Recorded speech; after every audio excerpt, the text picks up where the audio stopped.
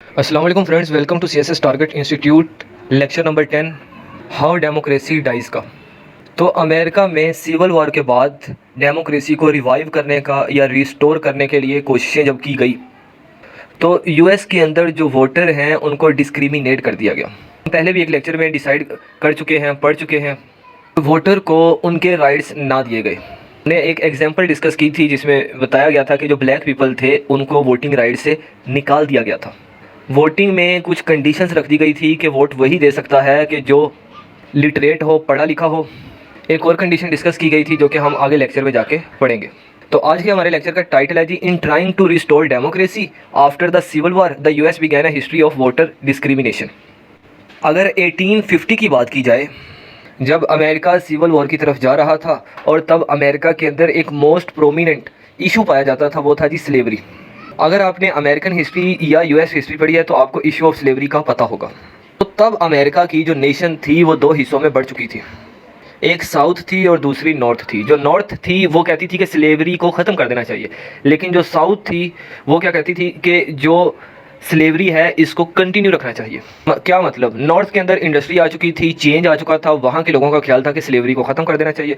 South के अंदर agriculture का ज़्यादा काम था, साउथ अमेरिका के अंदर, तो ये चाहते थे कि ये स्लेवरी कंटिन्यू रहे ताकि उनके जो खेत हैं, जो एग्रीकल्चर का सिस्टम है वो चलता रहे, क्योंकि ये सारा काम ब्लैक पीपल से लेते थे। तब नई नई अभी रिपब्लिकन पार्टी बनी ही थी। उस पार्टी ने आते साथ एक स्लोगन लगाया, वो ये था जी, एंटी स्लेवरी, स्लेवरी नहीं होनी चाहिए। और ये पार्टी नॉर्थ अमेरिका से बिलोंग करती थी। उन्होंने कहा जी अगर स्लेवरी ख़त्म हो जाए तो ये तो एक, अगर आप एंटी स्लेवरी चाहते हैं ना, यानी कि साउथ अमेरिका ने यहाँ तक डिक्लेयर कर दिया कि एंटी स्लेवरी का मतलब ये है कि anti nation. Anti slavery country के लिए एक थ्रेट है, जो कंट्री की प्रोडक्शन है ये कम हो जाएगी। तो जो डेमोक्रेटिक पार्टी थी, उनके जो लीडर थे, उन्होंने बहुत ज़्यादा रिपब्लिकन पार्टी को क्रिटिसाइज़ किया कि भाई अमेरिका का जो प्रोडक्शन रेट है वो कम हो जाएगा, जीडीपी ग्रोथ कम हो जाएगी, अमेरिका वही हैंड टू माउथ कंडीशन पे आ जाएगा। जबकि नॉर्थ अमेरिका का ये जहन था कि भाई इंडस्ट्री लगी हुई है, America hand to mouth condition पे नहीं आएगा। हाँ, साउथ अमेरिका आ जाएगा। साउथ अमेरिका को क्या चाहिए कि न्यू अडेप्टेशन करे, जो इंडस्ट्री है इसकी तरफ आए, स्लेवरी को छोड़ दे, अब ये एग्रीकल्चर का सिस्टम जारी रखे, अगर करना है तो खुद करे। ये जो ब्लैक पीपल है अगर इनसे करवाना है तो इन्हें उसका मुआवजा दिया जाए, इन्हें एज अ गुलाम ना बना के रखा जाए, इन्हें स्लेव ना बना के रखा जाए, इनके भी कुछ राइट्स हैं, ये भी पर्सन हैं। वही पॉइंट हमने जो पिछले लेक्चर में डिस्कस किया था, म्यूचुअल टॉलरेशन। तो म्यूचुअल टॉलरेशन यहाँ पे क्या हो गई, खत्म हो गई, क्योंकि दोनों पार्टीज एक दूसरे को क्या करना स्टार्ट हो गई, क्रिटिसाइज करना स्टार्ट हो गई। म्यूचुअल टॉलरेशन तब होती है जब दोनों पार्टीज एक दूसरे को अप्रिशिएट करें। तो फिर क्या हुआ कि जो यूएस की सेनेट थी वो इतनी तब इम्यून नहीं थी, इतनी मैच्योर नहीं थी कि इनके टॉक्सिक एटीट्यूड्स को ख़त्म कर सके। तो फिर क्या होता है कि अमेरिका के अंदर एक सिविल वॉर स्टार्ट हो जाती है। सिविल वॉर से क्या होता है कि अमेरिका के अंदर जो डेमोक्रेसी है वो ब्रोक हो जाती है, डेमोक्रेसी की क्या हो जाती है, डेथ हो जाती है। और अंटिल 1877 तक डेमोक्रेसी की डेथ ही रहती है, डेमोक्रेसी को रिवाइव या रिस्टोर नहीं किया जाता। कि डेमोक्रेसी को रिवाइव या रिस्टोर तब ही हो सकती थी जब स्लेवरी को ख़त्म कर दिया जाए। तो डेमोक्रेसी की डेथ में जो जो चीज़ें वहाँ का कोज बनती हैं, अगर बात की जाए 1830 से 1860 तक, तो 125 एक्ट्स ऑफ वायलेंस कमिट किए गए। और ये करने वाले भी कौन थे, जो सेनेट के रिप्रेजेंटेटिव थे, यानी कि पॉलिटिकल लीडर्स थे। उसमें उन्होंने क्या किया जी, उसमें पिस्टल्स का यूज़ हो गया, केन्स का यूज़ हो गया, नाइव्स का यूज़ हो गया, एक दूसरे को क्रिटिसाइज़ करने का मामला हो गया, एक दूसरे को ब्लैकमेल करने का मामला हो गया। इसमें क्या हुआ, एट दी एंड ये होता है कि दोनों पार्टीज़ एक एग्रीमेंट पे एग्री हो जाती हैं। वो एग्रीमेंट क्या होता है कि जो रिपब्लिकन का लीडर है रदरफोर्ड बी हाइस, उसको एज अ प्रेसिडेंट डिक्लेयर कर दिया जाए। ये सिर्फ एक, वो आप कह लें कि एग्रीमेंट इस तरह नहीं था, इसमें कुछ कंडीशंस भी रखी गई थी। अगर ये कंडीशंस को फुलफिल होता है देन रिपब्लिकन पार्टी का जो रदरफोर्ड बी हाइस है उसको प्रेसिडेंट डिक्लेयर किया जाएगा। इसमें अगर वो ये चाहते हैं कि वो रदरफोर्ड को प्रेसिडेंट बनाना चाहते हैं तो उन्हें कंप्रोमाइज़ करना पड़ेगा। कंप्रोमाइज़ ये होगा कि जो रिपब्लिकन पार्टी ने ट्रूप्स को, जो मिलिट्री को ऑर्डर दिया हुआ है कि वो साउथ के अंदर जाए, वो साउथ से अपनी मिलिट्री को वापस बुलाएगी। मसलन कि जो रिपब्लिकन पार्टी के ऑर्डर पे जो लोग या जो मिलिट्री साउथ के अंदर एंटर हो चुकी है वो क्या आएगी, वापस आएगी, ताकि जो साउथ अमेरिका है उसको फ्री किया जा सके। और साउथ अमेरिका के अंदर एक पोल टैक्स लगाया जाए और डॉर्च लॉ लगाया जाए। पोल टैक्स में ये होगा कि उन्हें एक टैक्स देना पड़ेगा, मतलब जिस पर्सन के पास इतनी अमाउंट हो, इसके पास इतनी जायदाद हो, सिर्फ वही क्या कर सकता है, वोट दे सकता है। पिछला में ये था कि जो ब्लैक पीपल हैं, जो कि इलिटरेट हैं, जो पढ़े लिखे नहीं हैं, वो वोट नहीं देंगे।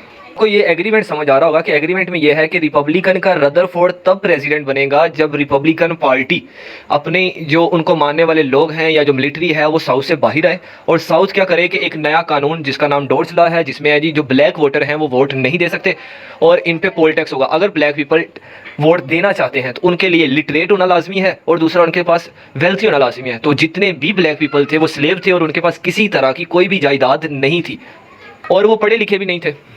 पर आपको पता है कि ये जो जितनी साउथ की ये डिमांड थी ये सारी की सारी अनडेमोक्रेटिक थी, डेमोक्रेसी के रूल के अकॉर्डिंग नहीं थी। डेमोक्रेसी तो ये कहती है कि भाई सबको वोट देने का हक होना चाहिए। तो लेकिन ये उन्होंने जो अपने कानून और डिमांड्स रखी तो सेनेट ने इनकी डिमांड्स को पास ना किया, ये कहते हुए कि भैया ये तो अनडेमोक्रेटिक है। तो जो इलेक्शन होते हैं वो अनडेमोक्रेटिक होते हैं, अनजस्ट होते हैं। अब जो पार्टी होती है ना डेमोक्रेटिक, उससे तो ना तो लोगों की हमायत हासिल होती है और ना ही सेनेट में जो बैठे मेंबर्स हैं उनकी हमायत हासिल होती है। उससे होता क्या है कि वो दूसरी जो रिपब्लिकन पार्टी है वो उसके क्लोज आ जाती है। क्लोज किस तरह जी? अब हम इनके साथ बातचीत करके निगोशिएट करके ही कोई हल निकाल सकते हैं। क्या मतलब, डेमोक्रेटिक पार्टी ने ये भांप लिया कि हमें ना तो लोगों की जो है सपोर्ट हासिल है और ना ही सेनेट में बैठे मेंबर्स की, तो उन्होंने हमायत हासिल करने के लिए, हमदर्दी हासिल करने के लिए रिपब्लिकन पार्टी की शराइत को मानना शुरू कर दिया और उनके इतना क्लोज आ गए, उनको ये फील करवाया कि भाई हम आपको अप्रिशिएट करते हैं।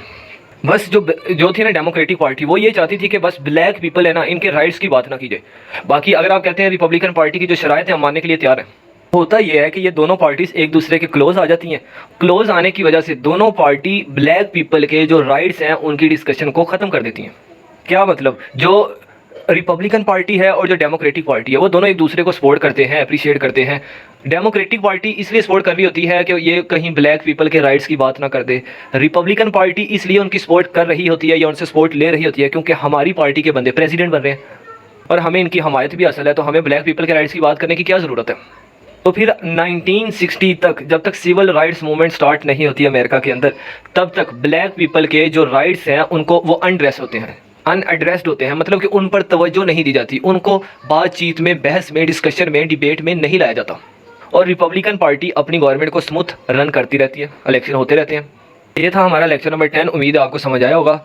इसमें हमने पढ़ा कि किस तरह से दोनों पार्टीज़ ने मिलकर ब्लैक पीपल के जो राइट्स हैं, जो वोट है, उसको डिस्क्रिमिनेट कर दिया, उन्हें अलाउ नहीं किया कि वो भी गवर्नमेंट के अंदर पार्टिसिपेट करें। मिलते हैं नेक्स्ट लेक्चर में, तब तक के लिए अल्लाह हाफिज़।